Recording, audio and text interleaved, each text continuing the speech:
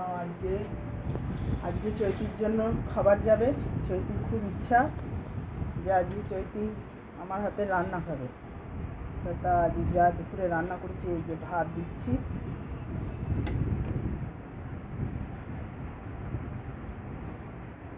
ভাত দিচ্ছি, আর খাবে না,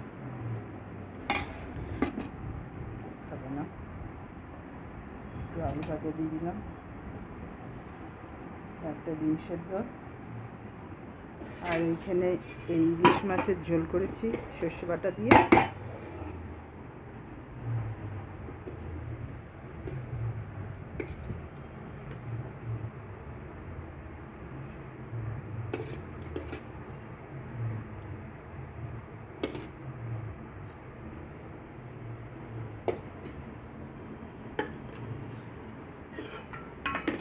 আমাকে তুলেছো?